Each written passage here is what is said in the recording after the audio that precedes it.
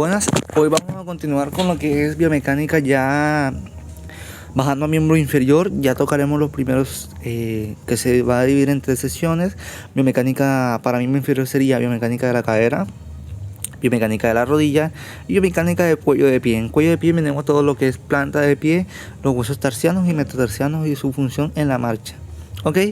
Entonces, primero hay que hacer una leve distinción, porque cuando vimos anteriormente biomecánica de todo lo que es la pelvis, hay que saber distinguir dónde tocamos biomecánica de la pelvis y dónde tocamos biomecánica de la cadera, porque hay unos movimientos que se van a relacionar. Por ejemplo, el de anteversión y retroversión pélvica van a tener una leve actuación en lo que es la cadera, pero en la parte de la pelvis solamente tocamos la articulación sacroiliacas o sacrocoxales y la unión de la sínfisis púbica.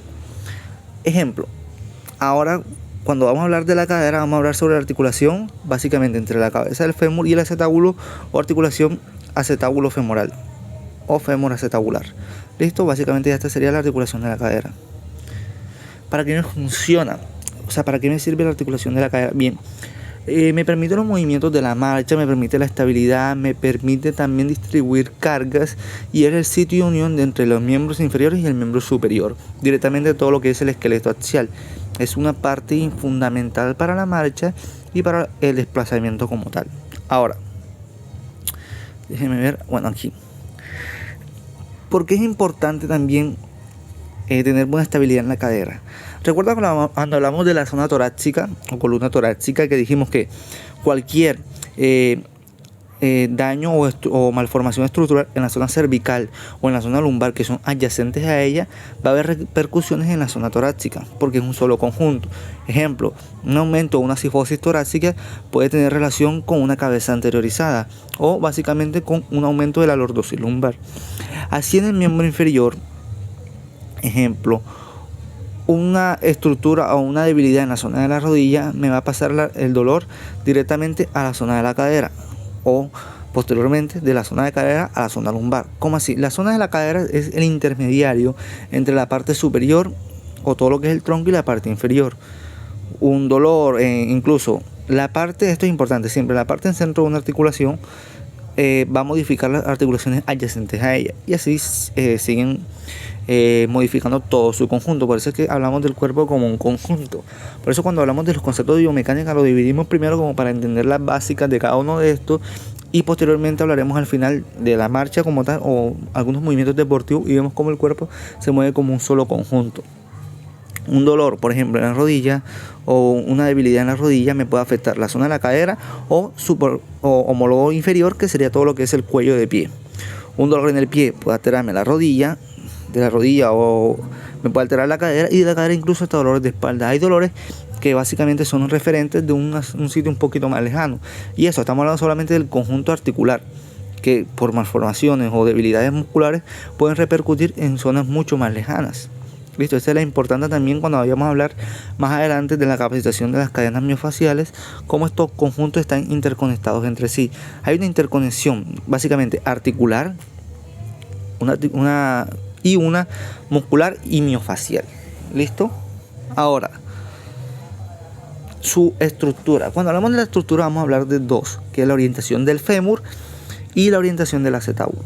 Y hay dos partes importantes. Hay unas que se pueden medir y otras que no se pueden medir. ¿Cómo así? Medial y lateral no pueden cambiar. Y ustedes dirán, ¿por qué no se puede cambiar? Bien. El fémur, ¿a dónde quiere mirar? Pues básicamente quiere mirar a la parte media. Siempre recordemos que el cuerpo, este es el cuerpo, todo lo que va para el cuerpo es medial y lo que se aleja o mira hacia afuera es lateral. Esto es lateral, esto es medial. La cabeza del fémur va a querer mirar hacia adentro del cuerpo, por ende va a tener una orientación hacia medial, y la fosa acetabular básicamente va a querer mirar hacia afuera, o sea, tiene una orientación lateral. Por eso es que ese no se va a modificar, porque siempre va a ser esa orientación. La cabeza del fémur quiere mirar a medial y la fosa acetabular quiere mirar hacia lateral. Los que sí son medibles son el ángulo superior y anterior del fémur y el ángulo inferior y anterior, que también es del acetábulo y es medible. Ahora, el acetábulo básicamente va a mirar hacia abajo, hacia inferior. Aquí vamos a ver que mira hacia inferior y hacia anterior. anterior lo vamos a ver después. Aquí me interesa inferior. Y la fosa acetabular, la cabeza del fémur va a mirar hacia el superior. ¿Listo? O sea que si alguien mira hacia el superior y alguien mira hacia el inferior, cuando chocan, pues básicamente se van a coactar. Va a haber una estabilidad nada más por su orientación de vista. Si este mira hacia inferior y este mira hacia superior, van a tender a chocar y por ende van a estabilizar esa zona. Y como ambos están mirando hacia anterior, lo que me permite que nosotros nos movemos hacia adelante. Siempre que quiera mirar hacia anterior, es que ya nos ahorra un movimiento hacia adelante. ¿Listo? Porque ya nos está orientando hacia donde va a ser la función principal, que es hacia anterior. Ahora, la estructura del fémur. Básicamente el fémur es una área importante para la realización de muchos músculos. Y aquí, antes de continuar, aquí vemos la parte anterior, que se va a orientar siempre hacia anterior. ¿Listo? Va a orientar siempre la cabeza del fémur hacia anterior, mirando hacia adelante. Recuerden que solamente superior o ángulo inferior y anterior son los únicos que se van a poder modificar. ¿Listo? Que van a tener correlaciones patológicas. Ahora, el cuerpo. Bien, encontramos dos epífisis, una diáfisis y varias inserciones musculares. Vamos a nombrarlas aquí rapidito, no tanto como tan específico, porque esto lo vamos a ver en anatomía, pero puntos que sí serían relevantes. Para mayor relevancia tenemos todo lo que es la cabeza del fémur con la fosa femoral. Tenemos el cuello del fémur, el trocante mayor, el trocante menor. Miren las inserciones musculares cómo van en este segmento. Miren que aquí no hay casi inserción muscular. El cuello del fémur no tiene ninguna inserción muscular. Y la cabeza acetabular es resistente porque soporta carga. Lo vamos a ver más adelante también. Ahora, tenemos acá los cóndilos, un cóndilo medial y un cóndilo lateral. Los cóndilos van a tener una orientación, creo que hay una diapositiva más adelante, si no lo voy a decir, en rodilla. Ya aquí vamos a meter un poquito de rodilla, así que lo vamos a dejar como en brace. Solamente que los cóndilos están orientados casi perpendicularmente cuando el fémur está en su posición lateral o en su posición normal. Tenemos acá en la parte de una vista medial como forma un arco. Este arco es porque cuando soportamos fuerza tiende a tener esta deformación que básicamente distribuye las cargas hacia inferior. Sirve como un arco, una parte de arco para soportar mejor las cargas. Y en la parte posterior tenemos una gran parte de inserción de los grupos musculares, como tenemos acá todo lo que es el vasto medial, que se ve todo su origen, el vasto lateral que se ve acá. Aquí tenemos todo lo que es el gris, básicamente del aductor mayor. Aductor largo va a estar mucho más abajo, aductor menor un poquito más arriba, y así varios grupos musculares aquí, como el cuadrado femoral, que toda la parte posterior. El trocante menor sería el psoas ilíaco. Aquí está básicamente el glúteo menor. Acá tenemos todo lo que es el recto femoral, que el recto femoral no se vería directamente porque como es biarticular, es directamente a la patela y básicamente la espina ilíaca anteroinferior. Listo, pero aquí encontramos todo lo que sería el músculo vasto intermedio, vasto medial, vasto lateral, etc. Los músculos de aquí sí van a ser importantes y más adelante tenemos las diapositivas para explicarles qué función va a tener cada uno. Y el músculo piriforme, que tiene una función súper curiosa aquí, junto a los aductores. Músculos piriformes y aductores van a ser grandes protagonistas de la articulación de cadera. Bien, la estructura del fémur. El fémur básicamente es una cabeza que corresponde a 2/3 de una esfera completamente y es lisa y cubierta de cartílago articular. Ahora, ese cartílago va orientado de diferentes capas. La parte superior básicamente es más densa, tiene más densidad. Mientras vaya bajando, va bajando su densidad. Entonces, ¿por qué hay más densidad arriba? Si presentamos más densidad arriba, significa que esta zona va a aguantar mucho más presión que las otras. Esta zona es predisponente a aguantar mucho más presión. Zona de mayor presión, zona de presión moderada y zona ya de presión mucho más baja. Ahora, su porción supromedial es la que tiene mayor contacto articular, por eso es la que tiene mayor densidad articular. La superficie máxima que abarca son de 65 a 75% de toda la superficie que abarca directamente con el acetábulo. Varía dependiendo de la fosa acetabular. Listo, y del rodete acetabular, que también vamos a hablar ahora del rodete. Entre más periférica esté el cartílago, pues básicamente va a estar más delgada la capa articular. Ahora, aquí sí podemos ver el rodete acetabular. Aquí vemos todo lo que es la fosa acetabular, vemos que es una fosa grande y tenemos acá todo lo que lo recubre, que es el rodete acetabular, la carilla semilunar y el ligamento transverso. Básicamente todo lo que es la cabeza femoral. La cabeza femoral tiene un ligamento, se llama el ligamento redondo. Y por ende aquí está la arteria que nutre todo lo que es el cuello y la cabeza femoral, una arteria interna. ¿Listo? Este es importante. Ahora, esta zona que ven azul es la zona de mayor presión o mayor densidad de cartílago porque choca con la parte de mayor densidad del acetábulo. ¿Qué función tiene el ligamento transverso? Bien, tenemos acá todo lo que es la carilla semilunar y aquí donde vemos en donde va a haber presión. Imagínense ustedes hacen presión acá. Esto tendería a separarse. Si ustedes hacen una presión acá, la mecánica de deformación me tiende a separar estas dos astas laterales. ¿Qué hace el ligamento transverso? Impide que eso pase. Simplemente la función del ligamento transverso, que es el único ligamento que estaría directamente en ambos cartílagos, no tocaría hueso con hueso, es estabilizar esta zona y impedir que se separe todo lo que es la carilla semilunar. Listo, la mecánica del ligamento transverso es impedir que se separe la carilla semilunar. Y luego está el rodete acetabular, que básicamente el rodete acetabular es que si ustedes tienen una fosa, listo, si ustedes guardan un balón en una fosa, pues no se va a mover casi. Si la fosa es menos profunda, pues es más probable que cualquier movimiento la saque. El rodete acetabular lo que hace es darle más profundidad a la fosa. Tenemos un rodete glenohumeral que es en el hombro, que también es importante para darle más profundidad a la articulación glenohumeral. Espero que haya quedado claro acá. Y dato curioso que el ligamento redondo, básicamente si hay un daño al ligamento redondo, la necrosis avascular que va a tener es directamente todo lo que es la cabeza y el cuello del fémur, y no se ve directamente en un tiempo próximo. Directamente se siente el dolor, pero porque los traumatismos de esta zona se llevan directamente todo lo que es la cápsula articular, que tenemos el ligamento sacroiliaco, la cápsula articular, y cuando se la lleva el edema se va viendo mucho después, porque directamente como está una parte más profunda es más difícil de distinguir. Por eso si tiene un dolor muy fuerte es enseguida coordenada para llevar a una urgencia, porque no se sabe directamente hasta no ver el edema específicamente, porque este demora en salir por la profundidad que este tiene.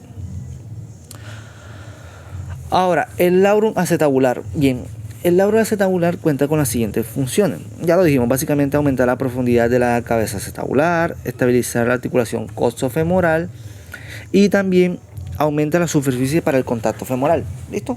Ya saben que si tenemos más superficie, aumentará su superficie en la parte interna porque tenemos más capacidad para que él entre. Ahora, tenemos ligamentos que me estabilizan también, pero me estabilizan en diferentes posiciones. Voy a nombrarlos porque en la diapositiva adelante está, pero como para que quede claro aprovechando esta. El que está aquí por superior, básicamente el ligamento iliofemoral, porque viene de la parte del ilión hasta el femoral, ligamento iliofemoral. ¿Listo? Iliofemoral. Luego tenemos todo lo que es el ligamento pudofemoral, que es de la parte del pubis hasta el fémur, pudofemoral. Y por último, básicamente el ligamento isquión, porque va del isquión hasta el fémur. Esos son los ligamentos iliofemoral, pudofemoral e isquiofemoral, y a uno va a limitarme ciertos movimientos. Esto también lo tengo más adelante, pero vamos a nomenclar aquí como curiosidad. Aquí ellos limitan todos los movimientos menos la flexión. La flexión está limitada por los músculos, por eso es que tenemos bastantes músculos con suficientemente fuerza, y por eso es que tenemos un recto femoral que es biarticular, porque también me ayuda a estabilizar la articulación coxofemoral. ¿Listo? Aquí vemos todo lo que es una radiografía y vemos algo importante. Tiene que verse siempre ese espacio. Si ese espacio está disminuido es porque básicamente está coactando demasiado la cabeza del fémur con el cuello femoral, y por ende esa coactación puede ser por desgaste del cartílago o simplemente desgaste de la carilla semilunar. ¿Listo? Entonces ya podemos tener como un inicio, una artrosis, y si vemos osteocitos o pequeños huesitos, ya podemos estar como más seguros de que tenemos una artrosis en todo lo que es la articulación coxofemoral. Y vemos acá los tejidos blancos que están adyacentes a ella. Estructura trabecular. Bien, cuando hablamos de las trabéculas, cuando hablamos en biomecánica del hueso, las trabéculas son fundamentales porque van directamente formando hueso esponjoso. El hueso esponjoso se amolda a donde el hueso necesite cargas, o donde el hueso soporte carga o necesite más estabilidad porque hay mucho movimiento. Ahora quiero que observen bien, porque estas fascículos o haces van a tener unos nombres que podemos asimilarlo fácilmente, y están por dos razones. Uno, se puede formar un proceso trabecular por cargas o por un hueso o un músculo haciendo mucha tensión obviamente va a deformar directamente las trabéculas. Entonces se forma por músculo o por esa zona del hueso que esté soportando bastante cargas. Y tenemos los siguientes sistemas trabecular. Tenemos el primero, que es el haz. Miren que pasa todo esto. Miren que forma un arco. Entonces ustedes pueden, para memorizarlo, pueden decir haz arciforme, porque forma todo un arco. Haz arciforme, forma un arco. Luego está el haz cefálico. ¿Cefálico qué es? Cabeza. Podemos diferenciarlo de dos cosas. Cabeza porque vamos a orientar hacia superior, o porque estamos directamente en la cabeza femoral. Haz básicamente cefálico.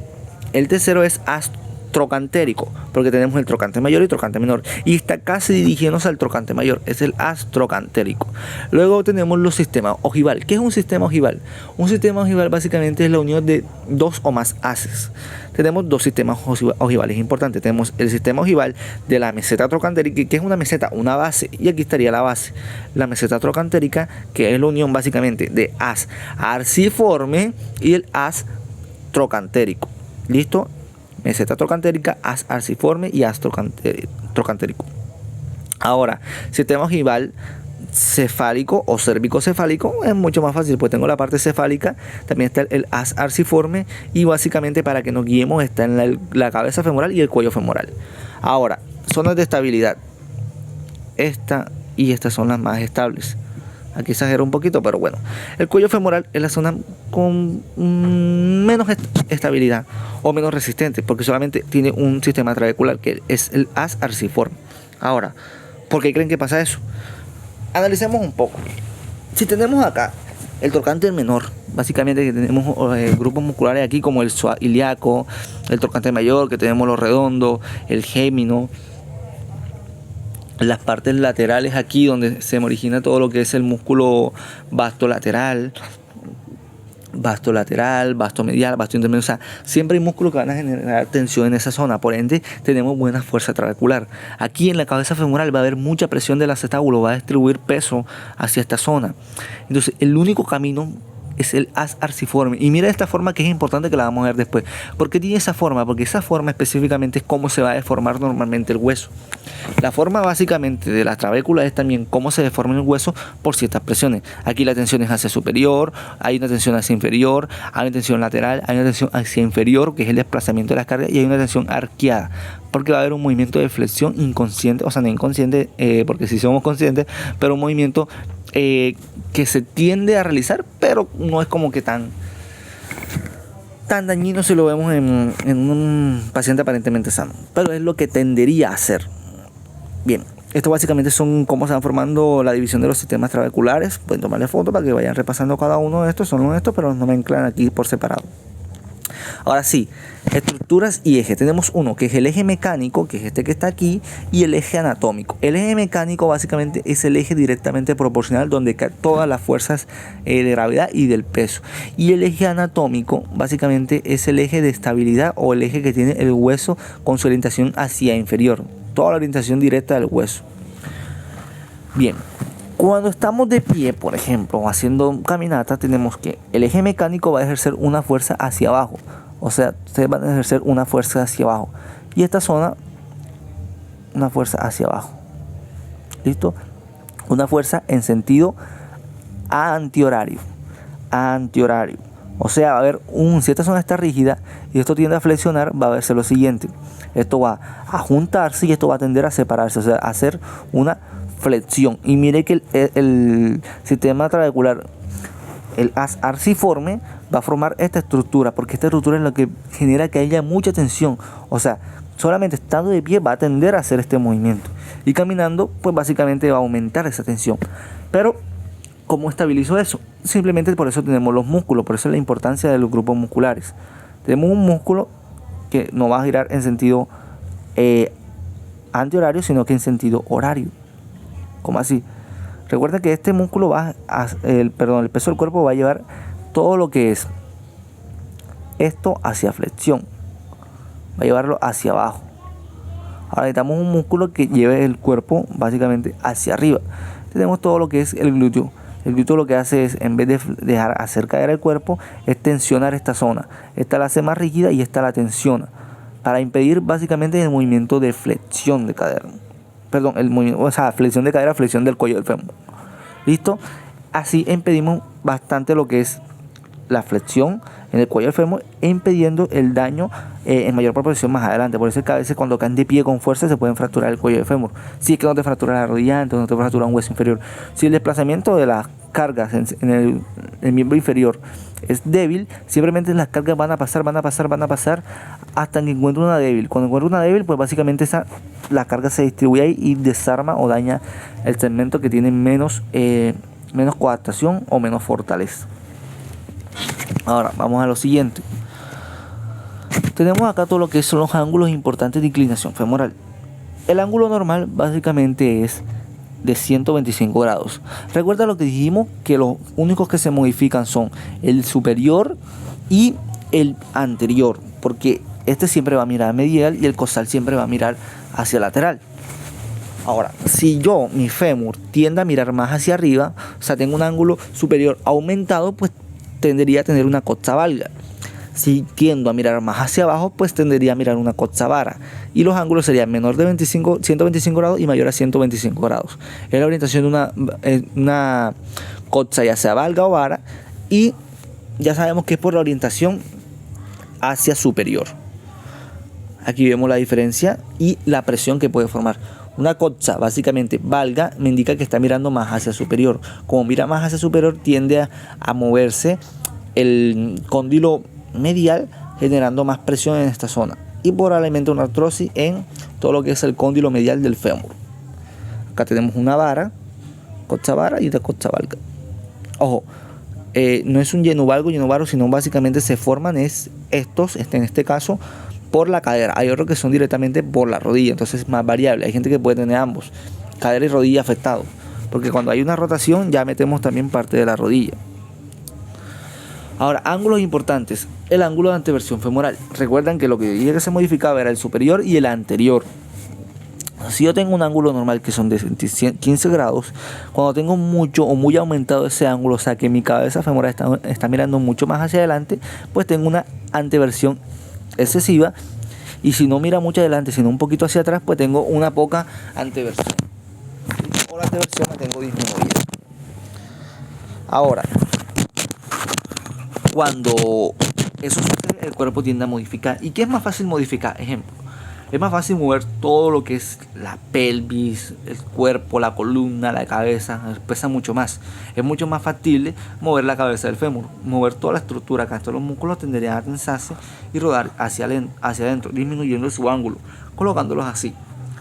Ya el ángulo quedaría normal, pero los pies estarían mirando hacia adentro. ¿Han visto estos casos? Personas que caminan como un poquito con los pies hacia adentro, pues básicamente es porque puede que tengan un ángulo de anteversión femoral aumentado. En el caso contrario, pues el pie te quedaría mirando hacia afuera. ¿Listo? Aunque este es mucho menos común, es mucho más común pero básicamente es el mecanismo de adaptación. Llegaría a su punto de apoyo específico porque el cuerpo no quiere una artrosis, él quiere distribuir las cargas donde tiene más cartílago, entonces se acomoda por algunos grupos musculares y quedaría apuntando el pie directamente hacia afuera. Ahora, ángulos de recubrimiento de Weber. Tenemos dos ángulos de recubrimiento de Weber. Tenemos uno superior y uno anterior. ¿Qué significa? Una cosa es cómo se orienten y otra cosa es los ángulos que recubren esa orientación. Lo que está de negro, necesito que lo observen bien, esta línea negra es lo que se va a mover. Ejemplo, si el ángulo negro o la línea negra se mueve más hacia abajo, va a aumentar su ángulo. Si se mueve más hacia menor, más hacia acá adentro, disminuye su ángulo. Por ejemplo, si el ángulo es mayor a 35, significa que esta cápsula que está aquí va a aumentar. Ejemplo, si aumenta, es que usted va a tener más techo. Si tiene más techo, usted cuando hace una abducción chocaría mucho antes. Por eso hay pinzamiento, básicamente un pinzamiento pellizco acetabular. Ahora, si la línea negra está más cerca, usted va a tener más espacio libre, probablemente una luxación anterior, porque va a tener menos espacio, básicamente, o menos techo para que choque e impida o limite el movimiento excesivo. Entonces, un ángulo de Weber, básicamente superior, si está muy aumentado puede generar pinzamiento, si está muy disminuido puede causar luxaciones superiores. Ahora, aquí es curioso este ángulo porque se va a mover.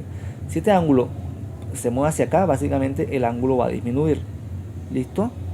Y si el ángulo se mueve para acá, el ángulo va a aumentar. Entonces, si se mueve para acá, cuando el ángulo disminuye, por ejemplo a 10, básicamente aquí puedo tener un pinzamiento. Un pinzamiento porque tengo menos distancia. Ahora, si el ángulo se mueve acá y es de mayor a 20, básicamente puedo tener una luxación anterior.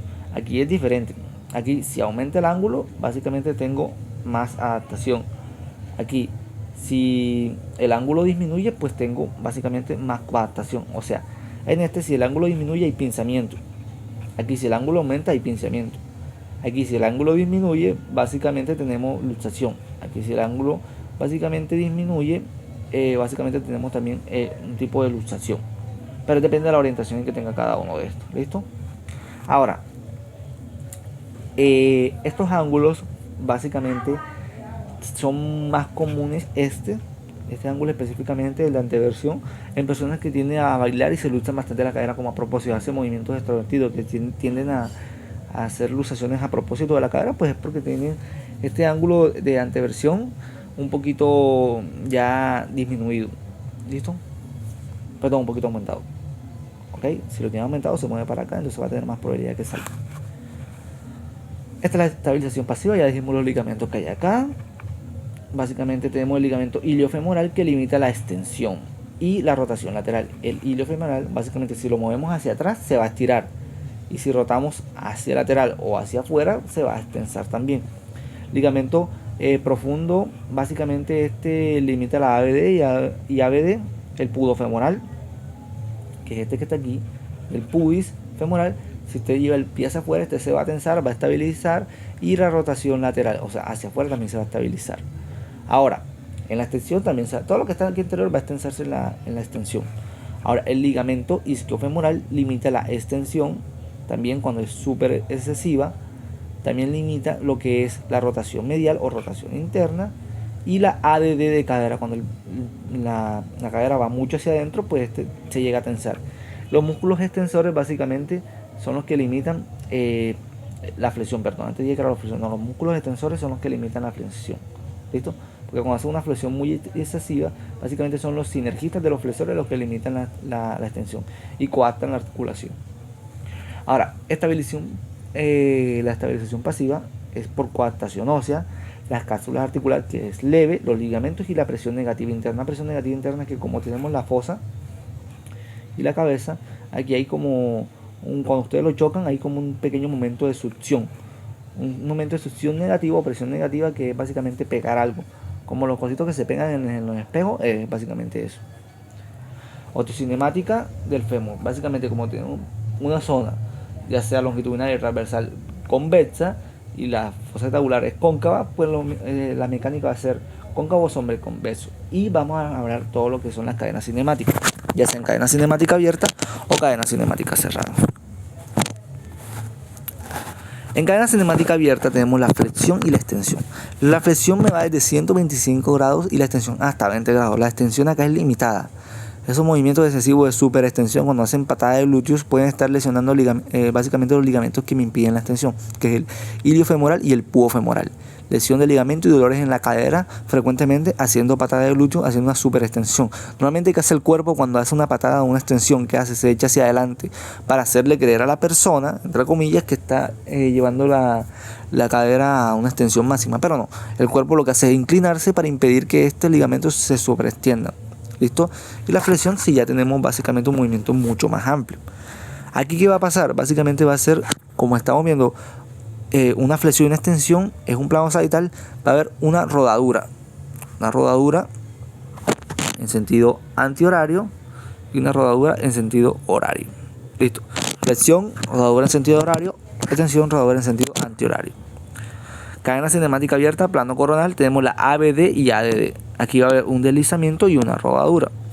Aquí la cabeza femoral va a deslizar y rodar hacia inferior, rueda hacia inferior y desliza hacia superior, y aquí rueda hacia posterior y desliza hacia inferior.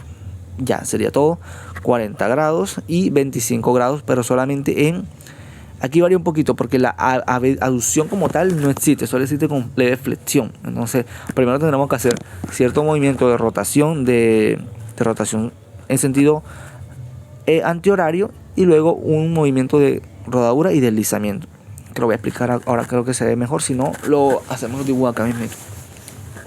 Bien, ahora tenemos una rotación básicamente en el plano horizontal, rotación medial, y rotación lateral.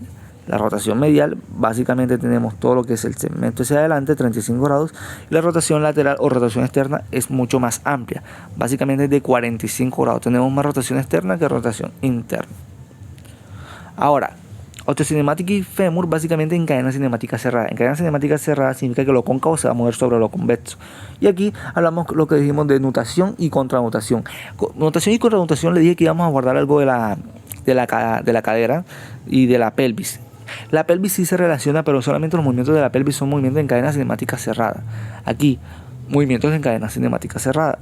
Básicamente está una pierna estable y la pelvis moviéndose sobre el conjunto. Y aquí es contralateral igualmente los movimientos de la columna. Aquí tienen el pie fijo y mueven toda la columna hacia adelante, etc. Este movimiento es importante para la marcha. ¿Listo? Los músculos obturadores también ayudan, el externo específicamente, a empujar la cadera hacia adelante para mejorar un poquito la marcha. Consideraciones funcionales. Bueno, básicamente el piriforme podría realizar este movimiento de cadena cinemática cerrada. Teniendo la pierna estable, básicamente se tensa y coacta toda la zona convexa hacia anterior. ¿Listo? Rueda y desliza hacia anterior. Ahora, debilidad y gastos energéticos. Básicamente nosotros nos colocamos así de pie normalmente. ¿Sí? No hay mucho desgasto. Si nuestro punto de apoyo va por delante del fémur y por detrás de la rodilla, hay grupos musculares que tienen que actuar. Por ejemplo, las leves flexiones separan los puntos del acetábulo y del fémur. La musculatura posterior debe generar básicamente mayor tono para estabilizar el eje de gravedad, para que no nos lleve hacia adelante, porque el cuerpo tendría que caerse hacia adelante. Entonces, ¿qué hace estos músculos? Se tensan para sostenernos un poquito. Las personas que están de pie a veces tienen como una leve flexión por un acortamiento muscular, llega a tensar los músculos superiores. Y por eso estar de pie, hay personas que les duele la cadera de estar de pie. Básicamente porque tienen una leve flexión o dorsiflexión también aumentada. Hay que revisar todo el segmento corporal, pero cualquier alteración en la postura estática me genera estructura y mayor gasto energético, por ende mayor debilidad. Aquí están los músculos principales. Básicamente vamos a hablar de los músculos principales que hacen cada movimiento. Musculatura flexora. El músculo femoral es el mayor o el predominante, ya que tiene mayor brazo de palanca. O sea, que si este es el eje, todos los músculos tienen un brazo de palanca acá. El recto femoral, como es el que está más alejado, tiene mayor posibilidad de hacer torque y tiene más brazo de palanca. ¿Listo? Entonces por eso es el principal músculo flexor. Musculatura extensora, el que está más alejado básicamente es el recto femoral. Aquí se repite, aquí me equivoco un poquito. El que está más alejado básicamente es el glúteo mayor. ¿Listo? Principal músculo extensor sería el glúteo mayor, que tiene mayor fuerza extensora, porque su brazo de palanca básicamente es el que está más alejado de todos. Incluso aquí se ve porque es el que está más superficial. ¿Ven que los superficiales tienden a ser como los principales? Listo. Ojo, el sartorio no tanto, porque directamente el sartorio lo colocamos pero como está directamente más un poquito por arriba y toca dos articulaciones, pues aquí metemos todo lo que es el recto femoral o vasto intermedio entre esos dos. El sartorio, por su orientación, no ejerce un brazo de palanca correcto, porque ayuda nada más a la flexión, haría más que todo una rotación medial. Ahora, de la ABD básicamente tenemos el glúteo medio, que es el que tiene mayor brazo de palanca, y también está ayudado por el glúteo mayor. Músculos rotadores, pues tenemos el pectíneo, que es el mayor brazo de palanca para las rotaciones, básicamente el pectíneo, y pectíneo como rotador interno. El rotador externa básicamente es el glúteo mayor también, que tiene el mayor brazo de palanca de todos. Ahora, funciones de los aductores. Los aductores tienen una función curiosa. Dependiendo de cómo esté orientada la pierna, actúan como flexores o como extensores. Por ejemplo, si ya la pierna de por sí está en flexión, básicamente los aductores, su brazo de palanca se orienta hacia posterior. Y entonces si ustedes jalan aquí, lo que harían es una extensión. Si tenemos una flexión, los aductores actúan como extensores. Si tenemos una tensión excesiva, los aductores flexionan como flexores. Y para que esto es importante, muchos futbolistas o muchos deportistas casi no les gusta trabajar los aductores de cualquier tipo de deporte. Lo que no saben que los aductores son los músculos que más se fatigan, porque aquí básicamente estarían actuando los flexores. Y en otros estarían actuando los extensores. Si aquí actúan los flexores, aquí siempre va a actuar el aductor. Y si aquí están actuando solo los extensores, aquí siempre va a actuar el aductor. El aductor va a actuar en ambos movimientos. ¿Listo? Por eso es súper importante. Y aquí tenemos la orientación de todos los tipos de aductores que tenemos. Ahora, En la parte posterior, pues los autores también ayudan leve en rotaciones. Es muy leve, básicamente su brazo de palanca es muy corto, pero es como que también nos permite leves movimientos de rotación. O sea, los autores casi están en todos los movimientos. Consideraciones funcionales. Aquí es que cuando hacemos, para ahorrarme la leída, básicamente lo que hacemos en escaladas o cuando hacemos mucho gasto energético en miembro inferior, la zona lumbar tiende a estabilizarse bastante, o sea, sí tiende a comprimirse, porque cuando estos músculos coactan o activan mucho la cadera y todo lo que es el fémur, la presión que se ejerce es mayor. Y la zona lumbar no puede estar débil, porque es como cuando vayamos a cargar un peso muerto o una sentadilla.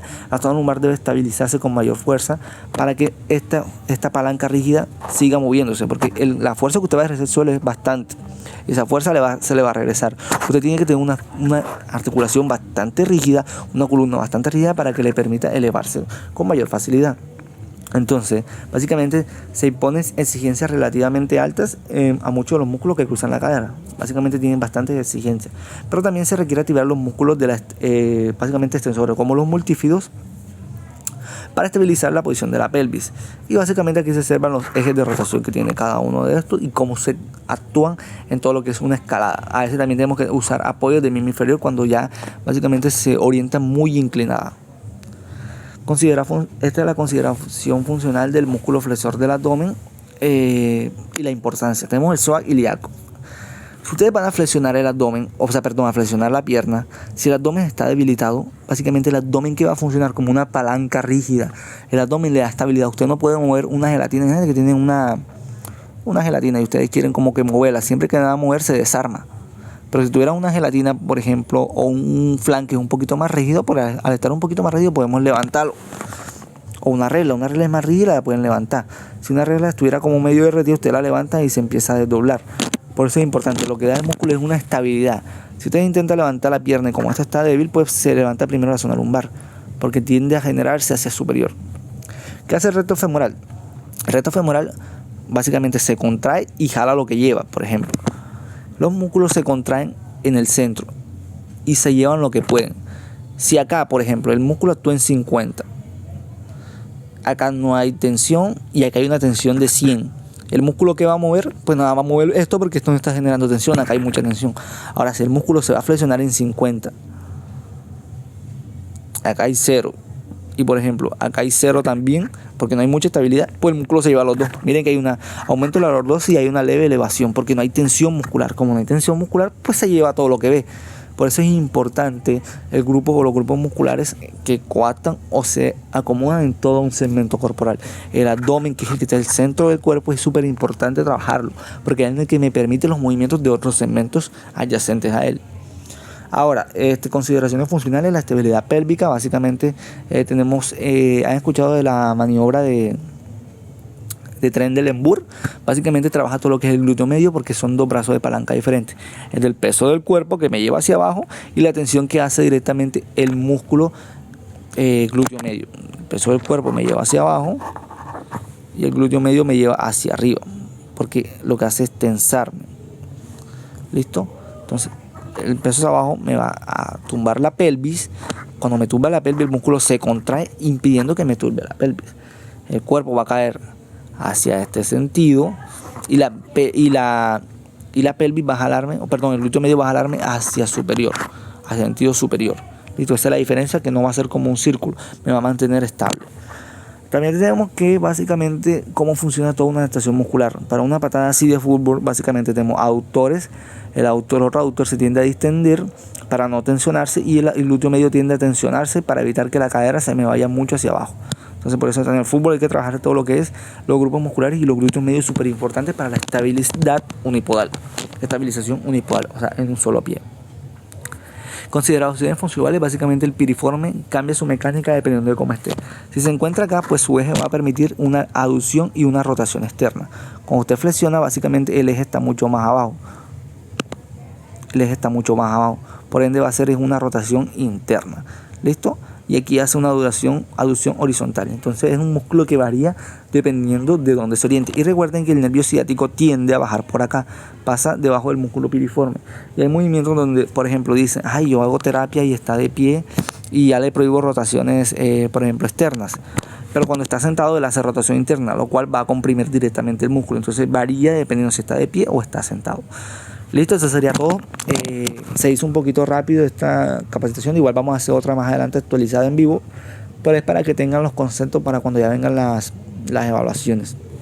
Entonces espero que les haya gustado, y la siguiente capacitación de todo lo que es miembro inferior vamos a seguir dándolas en todo este canal.